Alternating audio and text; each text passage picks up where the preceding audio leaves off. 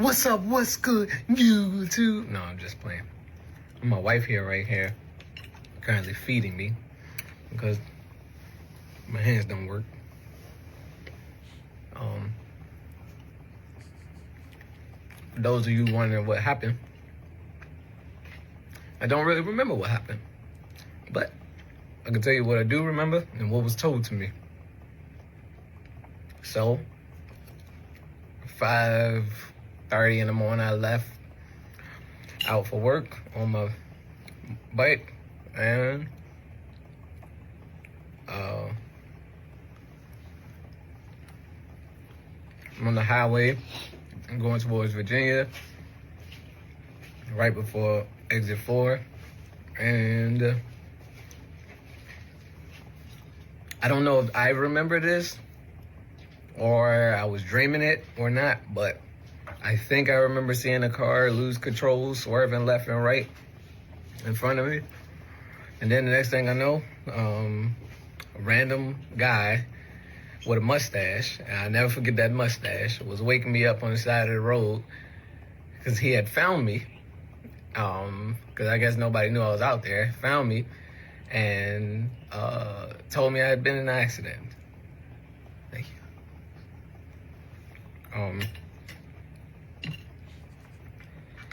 What come to find out, what happened was one car hit another car, and that car eventually hit my back tire, and at some point, I guess I passed out. I hit my head, or I tried to brace my fall, or whatever the case may have been, but I woke up, the guy was, talking to me, then the ambulance. I woke back up in the ambulance, and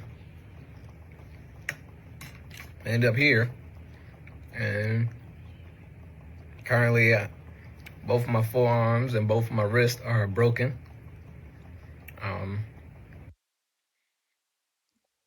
Hey everyone, this is the Twins with Owasso Live, and this is the Morning Loop. That video you saw there, it goes on for quite a while, but I wanted to show that because that's one of my friends from basic training. That's my battle buddy.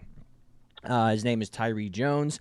He is currently in recovery. He had an accident. He was on his motorcycle, and like I said, he is a guardsman like I am, so he's a member of the Army National Guard. He is a father of 3, and he is a firearms instructor.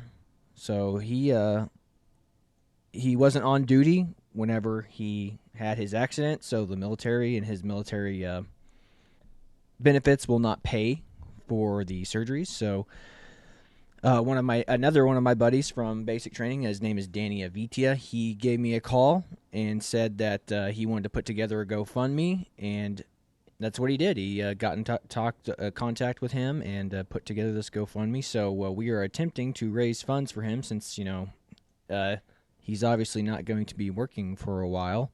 So we want to raise money to make sure that his wife and kids are going to be taken care of while he is recovering. So again, you saw he's in good spirits. He's a man of faith. He's a good man. Like I said, he was the type of guy, like every night we'd get together with a group of guys and he'd be the one leading us in prayer before we went to bed. I mean, he's a really good dude, very reliable.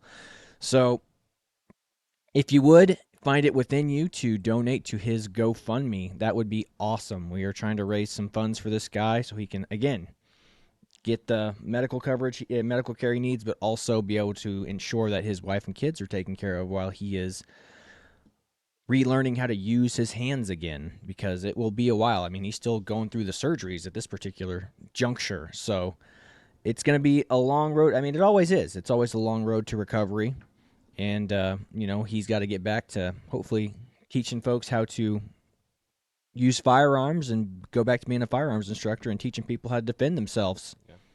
So I mean, that's important work. I don't care who you are or what you say. I mean, you might be one of those people whose heart thinks that the world would be a safer place without guns, but we live in a world where they exist, and this is the type of guy who's going to teach people how to defend themselves with said weapons. So he's a good guy. He's a really good guy, and I really hope that you find it within yourselves to donate. Share this video. Share his GoFundMe. If you could pull up his GoFundMe, you can read Absolutely.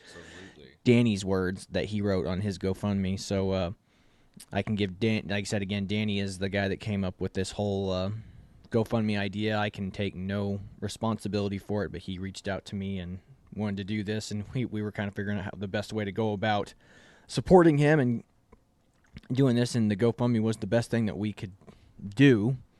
And I figured the best way that I could promote it would be doing it here on this show. So that's why I'm doing this right now. I want people to go out there and see it. But yeah, if you just type in support Tyree's journey. So what does it read exactly, Chad? Support Tyree's journey to recovery, and it's the first thing. Yeah, that you can't up. miss it. It's the guy in the picture that you just saw, and it shows him. He's the guy in the army fatigue. So you'll just click on that one and, like I said, donate to it. But support Tyree's journey to recovery. And it's Tyree Jones. I called him Jonesy. Yeah. Said, but I'll go ahead and read what you had here. Yeah, what Danny wrote. Yeah. Dear friends and family, as you may already know, our friend, brother, husband, and father Tyree Jones was a victim of a hit and run. Tyree was struck from behind while riding his motorcycle to work and cannot remember what happened. He broke both his wrists and forearms. Thankfully, he is on the road to recovery and still eludes the cheerful spirits we all know he possesses. Tyree's recovery will consist of him learning how to use his hands again. It will be a tough time for him, his wife, Leah, and their 3 children. Your donations will go straight to the Joneses family to help them pay for medical expenses and the loss of income, as Tyree will be in rehabilitation for about 6 months. No contribution is too little, as anything makes a difference. If you are not able to donate, we would appreciate it if you could kindly share this page with your friends and family. Thank you for your kindness, generosity, and support during this time of recovery. And as you can see, just hit the donate button, and it'll give you all the options right there. Yep. Super easy. GoFundMe. It's a pretty user-friendly website. Mm-hmm. So I said, go out there and please support my battle buddy. You know, he's a good man, and like I said, this is an unfortunate thing. I mean, again, this is what we talk about. You know, it's like everyone's like, guns are dangerous. I mean, every time we get in a vehicle, we risk getting into an accident. And even for him, he was riding on a motorcycle. I mean, he loves riding. I mean, that's all I remember. That basic training, that's all he talked about. Like, he goes, man, like he'd see like a drill sergeant or somebody drive by on a motorcycle, leaving the van. He goes, man, I miss my motorcycle so much. I can't wait to ride again, dude. And I'm sure he feels the same way right now. Mm-hmm. I bet you he's just like, I can't wait till my hands get better so I can freaking get on my bike and start riding again. I mean, he's a very, you saw the video at the beginning. He's in good spirits. He's a good man. So, again, please support my brother in arms. He's a good dude, and like I said, he's going to need some help on his road to recovery, and anything helps, like Danny said in that little bio down there. So I'd appreciate it if you could find it within yourself to donate to my buddy. Anywho, we will press on to other subjects today, sticking with the military theme. I guess the former White House was not a huge support. I mean, not, the current administration is really not a huge fan of the service members, which is weird because his crackhead son was technically in the Navy, but he did get dishonorably discharged. So, and his other son died, but out in the woods. But I don't know. It's Democrats seem to be par for the course for not caring about service members or treating them like servants versus what they are. Warriors. So I don't know, but anyway, check this story out from Sebastian Gorka, Seb Gorka. I love Seb Gorka. He's got a lot of good. He was actually what was he in Trump's administration? Was he like a media guy, or he was like? I can't remember, but he was something up there because he was around him all. He was in the inner circle. Mm-hmm. So anyway, Seb Gorka, go ahead and check out this little story that he tells about the Green Berets when he was like a liaison for the Green Berets. Absolutely. Here we go. Uh-oh. For about 10 years, I was guest faculty on the JFK Special Warfare School at Bragg. I used to get one of the last lectures before they donned the beret. Then we win the election, and I go from being a professor at Quantico to being deputy to the president in the White House. And the next rotation of officers is about to come through the JFK school. And I tell the cadre, hey, why don't you bring them to the White House, and I'll do my lecture here. Once they confirmed they'd come to the White House, I called the front office, I called the Oval, and I said, this is the first group of soon-to-be Green Berets who have gone through the Q course after the election. Could we possibly have the Commander-in-Chief meet with them? Within 2 hours, they called back and said, yep, the boss will see them. Now, here's the story. I do my lecture up in the beautiful, kind of neoclassic Eisenhower building. Then I took them over to the West Wing, to the Roosevelt room, and we sat them down. It was like 18, one gal, one MI guy, and 18 guys. And the president arrives, he's 15 minutes late, so we've got like maybe 10 minutes with him. And the first thing he does, and I'll edit it for family consumption, is he walks in and looks around and says, who's the toughest mother in here? Who could take any one of the others, right? Immediately connecting at their level, right? Yeah. And then he sits down, he goes around, so where are you from? Tell me about your family. And then we're already 20 minutes late, blown through the thing. His staff are going nuts because he's got to talk to president or prime minister something. And he looks at them and he looks at me and he says, I'm not supposed to do this, but come with me. And he leads them from the Roosevelt room over to the Oval. He gets them all to stand behind the Resolute desk, says, hey, get the photographer. And the photographer comes and he looks around and says, that doesn't work. All of you over there, come here one by one. And he does private portraits at the Resolute desk with each of these officers. This isn't for the press. There's no press there. They're not going to be able to show anybody except their team and their family, right? Yeah. He did this for them. Right? We're already 40 minutes late. This is his love of America and the guys who keep us safe. And here's the kicker. After we finished, Michael, the cadre, the instructor, is there like standing outside, everybody's beaming. I just met the Commander-in-Chief. He comes over to me and he whispers in my ear. He says, Seb, thank you for that, because you don't understand what you just did. For the last 8 years, under Obama, we weren't even allowed in the building. That's why elections matter. Let me tell you one story. You'll like this. Wow. Wow, indeed, man. Like that's awesome. That goes to show you the level of respect that Trump has for our service members and the level of admiration he has for them too. The fact that he's like, I'm not supposed to do this. Come with me. Whether or not that part of it is true, it's like I'm the president. I can do whatever I want, But just to take individual photos with 18 different service members when you have a whole heap of stuff on your agenda for that day, and that makes a soldier's day. It's like, it's one of those things where it's like, how cool is it to be treated like a peer by the president? To be like, hey, man, you are. To make them feel that important and that special, man. Because I'll tell you, it is a thankless job in the military. I do it because I absolutely enjoy it. Like, I enjoy going to drill, but by the time drill weekends are over, you're like, well, I'm ready to go home and see my family. But, I'm excited to go and do it. But again, it is thankless, and it is lots of yelling, lots of stuff you don't really think about. But that's so awesome, and that's not the light that the media would ever paint Trump with. Mm-hmm. That's beautiful. Yeah. Well, and the sheer fact that they weren't even allowed in the building during the Obama administration. It's like keep those plebs out of here. We only bring in the service members when it's time for a photo op. Yeah, or it's time to pin a Medal of Honor on them or something. But yeah, no, those are Green Berets. The toughest of the tough. Yeah. Just how many stories have we heard where the Democratic representatives? The one story that Secret Service guy, which I can't find it. I've been trying to find it all week and I can't find it. But the Secret Service member that's like, yeah, when I was part of her detail, she was holding her champagne glass and she was like, to an Air Force captain. Mm-hmm. Like he was a waiter. Like he was off. her personal waiter. And he was like, ma'am, it's not my job. That's not my job. I'm not a waiter. And she's just sitting there like, yeah. I guess if you're going to be generous and say she was joking around, but, I don't know. These people, once they get to these positions, they just act so differently. Hillary Clinton is essentially royalty in America now. The fact that she just won't go away. Mm-hmm. So it doesn't surprise me, those stories. And again, the internet's, the YouTube scrubs a lot of stuff that show Democrats in a bad light. Like one of my favorite videos I ever saw, and I cannot find this video anymore to save my life. It was a fake, poorly edited video of Hillary Clinton giving that speech about how she was like under fire in Bosnia whenever she got off the plane, and like they had like fake hands coming up and like shooting guns at her and stuff. Going, thank goodness she was dodging bullets left and right. You know, it's like, but it shows her walking off the plane like out in the open, like no problem. Like she goes, we were taking sniper fire in Bosnia as I got off the plane. The video is like him editing people shooting at her very poorly as she walks off the plane like there's nothing happening. It's clearly she's not taking fire in the video, but you know, it's a joke video.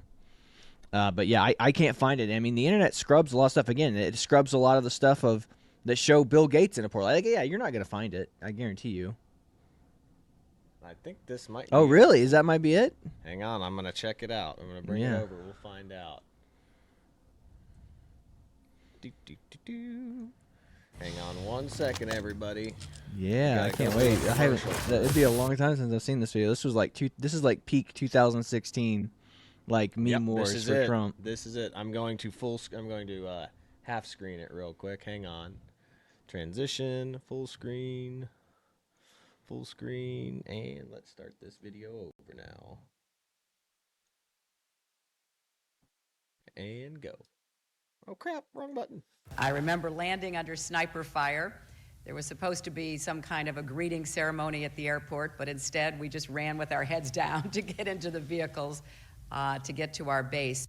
Hillary Clinton made a dramatic entrance into war-torn Bosnia today as she piloted her jumbo jet to a safe landing. Unfortunately for Mrs. Clinton, some of the hardest fighting the human race has ever seen was currently raging, with routine nuclear attacks on both sides. Top generals agree there's no place more dangerous and snipery than Bosnia right now. Our noble and brave First Lady took time away from dodging attacks to shake hands and smile, and yes, even show off a little marksmanship on a terrorist hiding under a tank.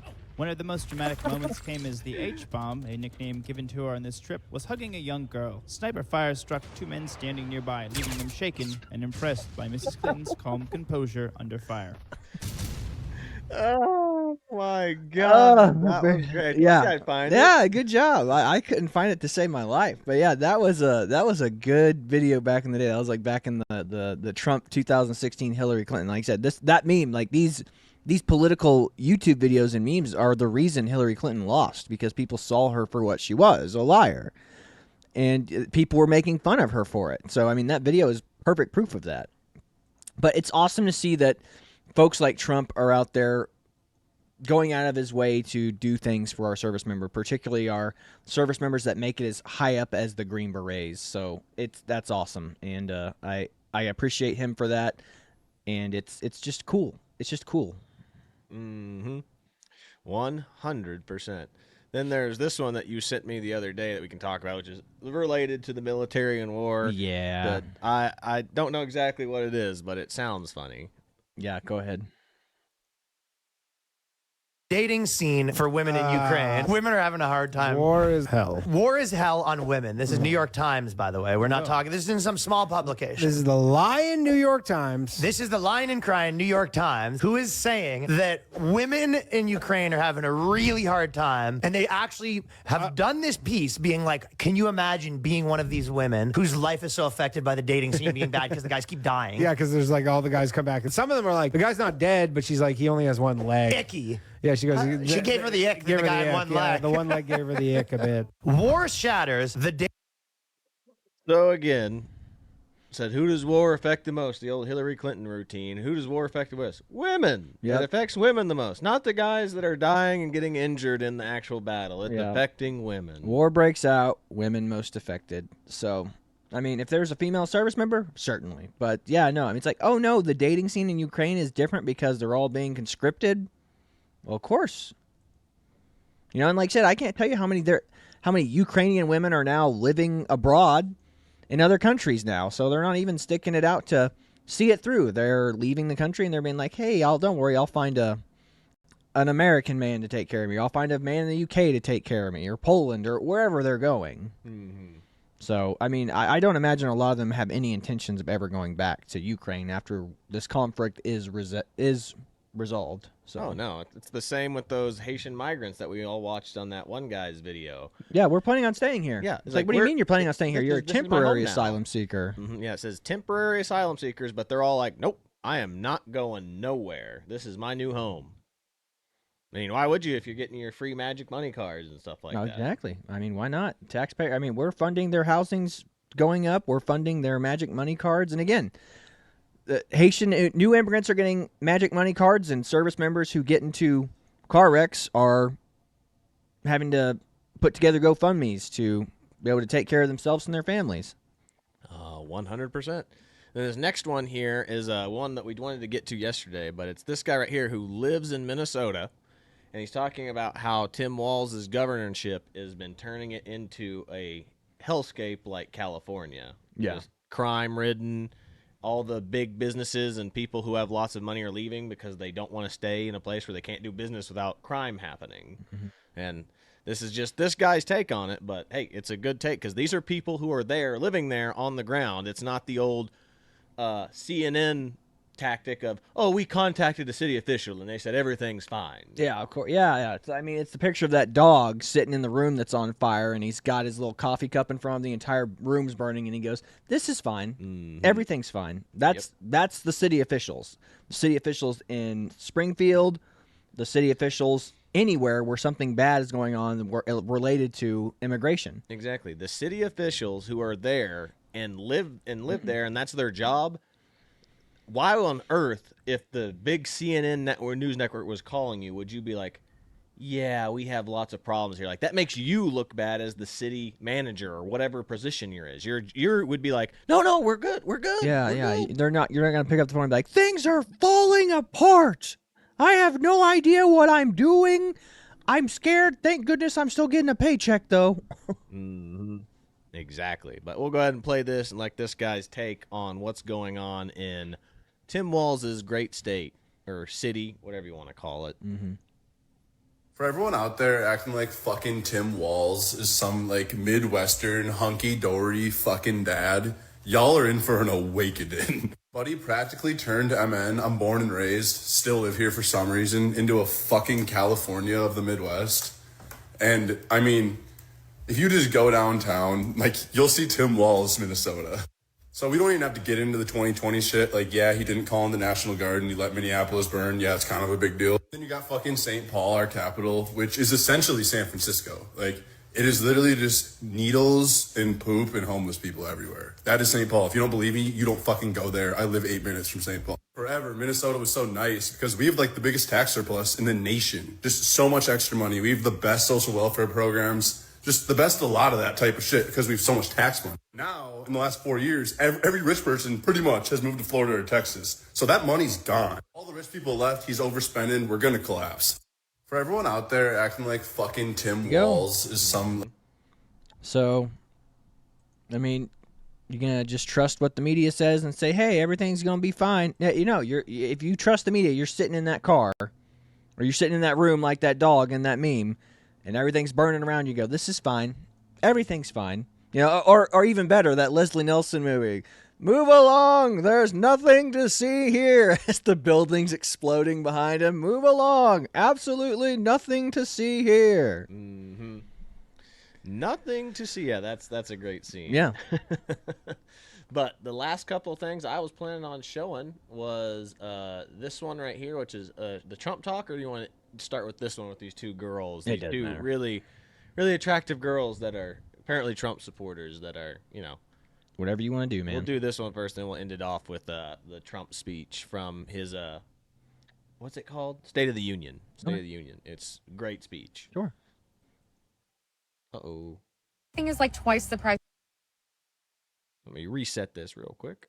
it used to be. I literally cannot afford groceries. Right, but did I mention I was raised in a middle-class family? Inflation is literally unbearable. I'm literally so hungry. But I have celebrity endorsements from Taylor Swift and Oprah. But they're billionaires. Did I mention I was raised in a middle-class family? Everything is like And the fact that Tim Walz even said that when he was debating, She Vance was is raised in a hilarious. middle-class family. Well, he Oh, did. cool. I was raised middle class. Like this, at this point, they're saying this stuff so much that eventually it's just gonna like wear off. Like, what does that even mean? Who cares? Yeah. Well, I guess it makes sense since you guys are trying to get rid of the middle class altogether and just make us all indentured servants to the state. Mm-hmm. Pretty much. But last one that I have here is this speech from Donald Trump, and I think it's great. I don't know who this guy is that's, that got this and put this all together, but it's good. This is good stuff. Cool. Listen to this. Wealthy politicians and donors push for open borders while living their lives behind walls and gates and guards.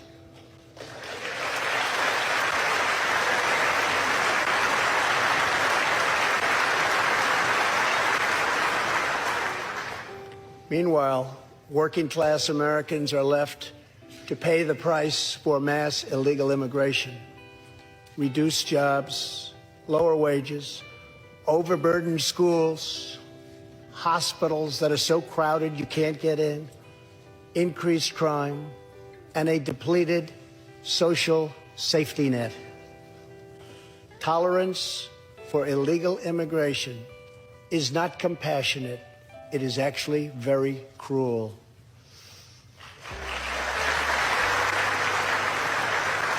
And he's not lying. Listen to this. Wealthy politicians. Yeah. That's 100% true. And it's kind of like why we led in with what we were talking about at the beginning of the show with your buddy Jones, Ty Jones.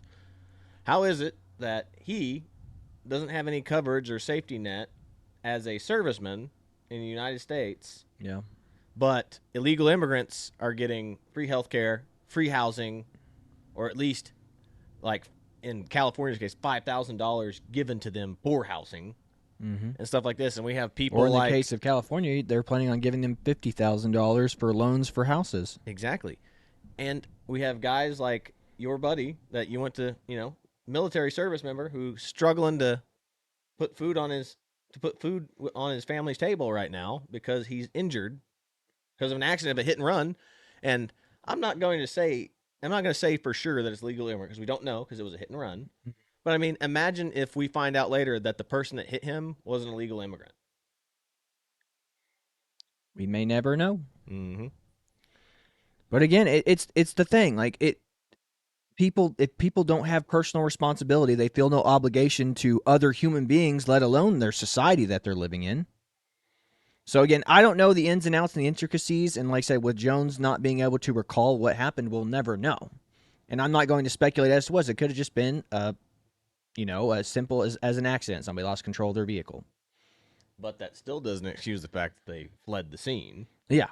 So he was involved, and it was said, according to Danny, it was a hit and run. So I don't know, folks. It's sad, but that's just kind of the way it is in society and in the world right now. And like I said, if you want to see change, be the change you want to see in the world. 100%. Be the change you want to see in the world. That's about all I've got for you. Be sure to like, share, and subscribe. And be sure, definitely, if you don't do that, to donate to my buddy Jones's GoFundMe page so he can... I will leave a link in the description of this video. I already have a link previously posted from the thumbnail of the video. So it's just below the page. Just search down till you see the picture of our thumbnail for the day. But that's on there already. But I'll put the link to it on this video, on the Facebook, YouTube, wherever else. So you should be able to find it with relative ease. Yep. But that's about all I've got for you today. This is the Twins with Owasso Live. We are signing off. God bless you. See you later, everybody.